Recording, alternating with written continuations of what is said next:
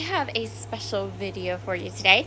So today we are going to combine our sketch from Laura Whitaker with the last lesson in our boot camp series with Amy.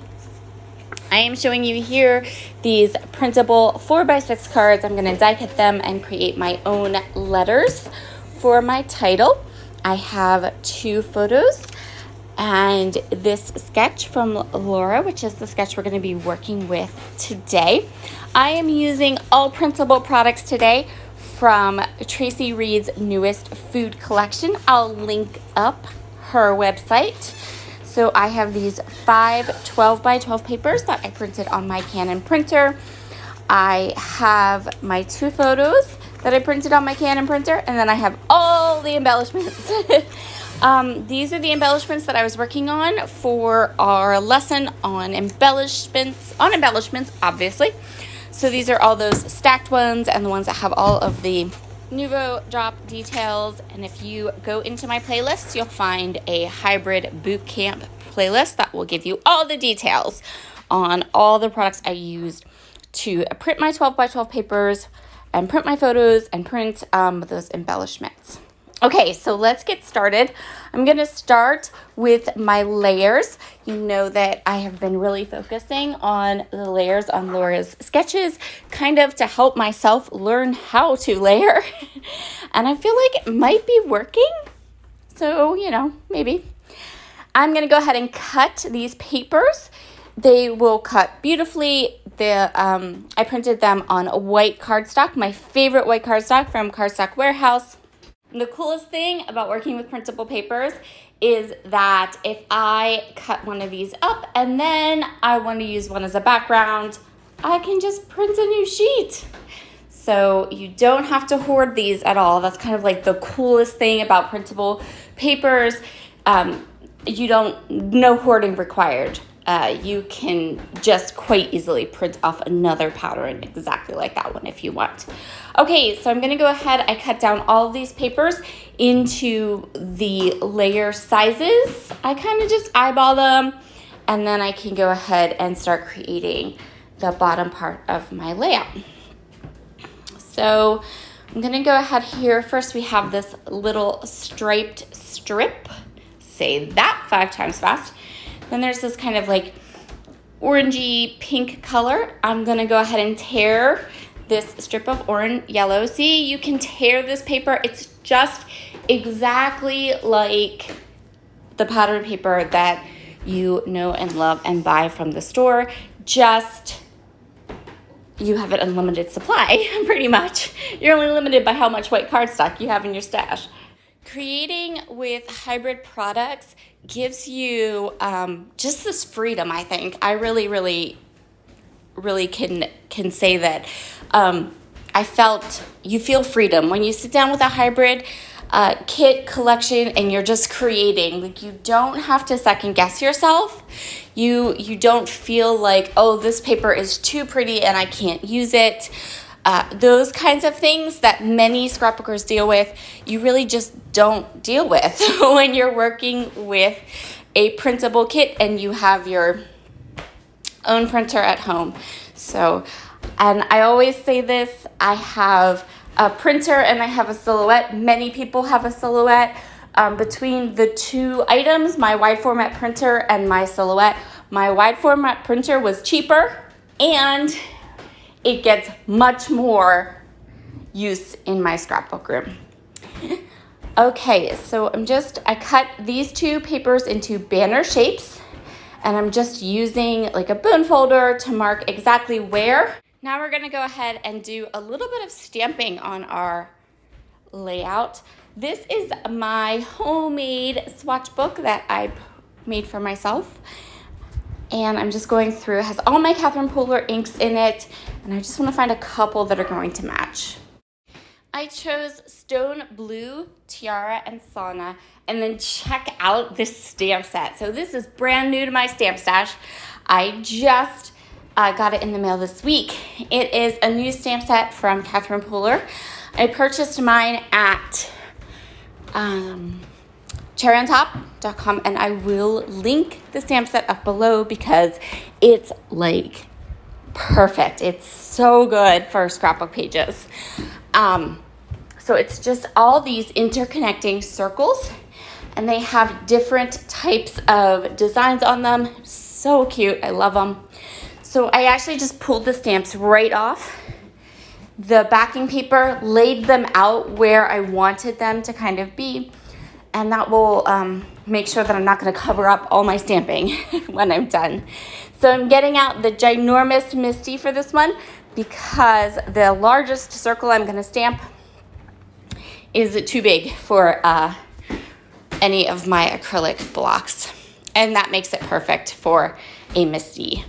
So I'm just going to go ahead and kind of rub my hand over the stamp to kind of season it, get the oils from the machinery off of it, and then we are going to go ahead and start stamping.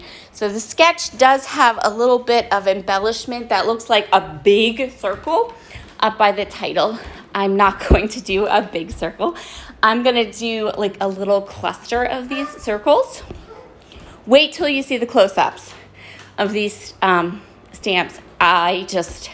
I know they're going to become a big go-to for me when I stamp on my scrapbook layouts. They're just really, really good. And it's not a huge stamp set. It's a 4x6. So that means it doesn't have a real high price point, but really, really usable. I always like to tell you guys when I find stamps that I think are fabulous for scrapbook pages. So I'm just going to go ahead and kind of stamp a whole cluster of these circles. And then I can go ahead and start laying down these papers from Tracy Reed. Tracy Reed is one of my favorite digital designers. I just love her kits, and they're super duper usable. So be sure to head over to our website and check them out below.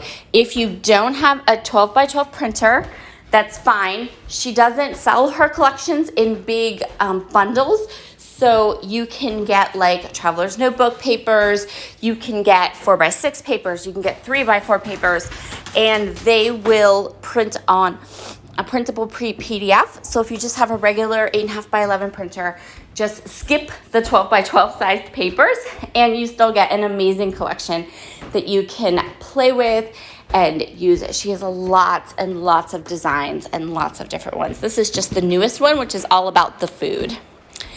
So I am just right now putting down my pattern papers. You don't need any kind of special adhesive. You don't need, they work exactly like the pattern paper you buy at the store. You just made them yourself. So I am going to go ahead. I know where I want my photos. Next, I'm going to grab some of the 4x6 cards. These are the pattern 4x6 cards. I'm going to go ahead and kind of flip through them and choose a couple that I can use to back my photos with. And then this is the printable journal cards. I'm setting a couple of these aside because I want to be able to cut them down, and I'm going to use those two as kind of like a subtitle or a bit of decoration on my layout. So I'm going to take this smaller num num num card, and I'm going to put it right over the sentiment that's on the orange card because I'm not going to use that one for this layout. And again, I can reprint another one if I want. So I'm not worried about covering up the sentiment that I don't want for this layout. So as I go ahead and kind of start to go through my embellishments, and I'm going to put my letters, my title on, which I've already die cut, and I have off to the side all layered up to make my own thickers. I can talk to you a little bit about something I have been swimming around in my head. So most of my summer series are going to go away. This is the last lesson for hybrid boot camp. It will, it had a beginning and it had an end. I've been playing with the notion of doing a hybrid series on my channel. The videos would be like this, where I'm using all the printable stuff and just kind of showing you how I use it, and creating like process videos with it. Not so much information as just videos using my favorite products and creating layouts. And I could, in theory, just kind of do what I've been doing, which is just to use my printables when I use my printables, and then also have this series for easily finding the hybrid layouts. So I've been kind of knocking that around a little bit. If you want to see more videos that are hybrid centric, that focus on hybrid scrapbooking, please leave a comment below and let me know, because I'm happy to do them. I love them, but for me, I use my hybrid products just the exact same way I use my regular scrapbooking products. So I don't distinguish them at all on my channel, but I certainly could do that if there's enough interest in it. I hope that makes sense. I have 2 new series for sure coming to my channel, because a couple of them will be ending. Hybrid Bootcamp will be ending. Summer of Stories is ending. And then I have 2 replacing it coming. So that's kind of fun, right? Also, we're in August. How are we at August already? So I'm thinking about what sketches I might want to use or what sketch designer I might want to feature for next year. We've done a year of Shamel's sketches. We've done a year of Laura Whitaker sketches. If you have a sketch designer that you love and you think I should feature them next year, I'd love to hear your thoughts on that in the comments below as well, as I kind of start to curate 52 sketches for this series. I'm going through all of the embellishments now, kind of picking, choosing, deciding which ones I want to use. I started with the embellishments that were layered. So these are the ones that some of these are the ones that I created for one of the Hybrid Bootcamp videos.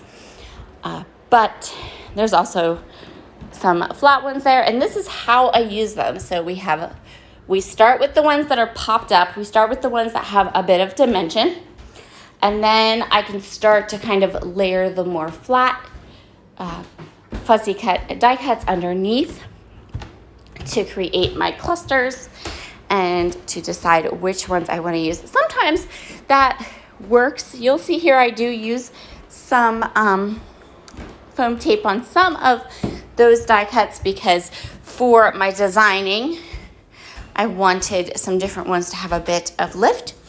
But having them kind of done already really does make embellishing a bit easier, because then you do have those ones that are already have dimension, already have sequins, already have some that shiny kind of nouveau drop detail on them. And then I can go ahead and add a few little subtitles or cute, appropriate types of like wording to my layout. I love, love, love how that little like set of dishes worked perfectly in one of those circle stamps from Catherine Pooler. And I felt like this little salt and pepper shaker needed a little separation. So I'm just going to use some Hickory Smoke Distress Oxide ink on the shakers, because I loved the way the shakers like nestled into my title.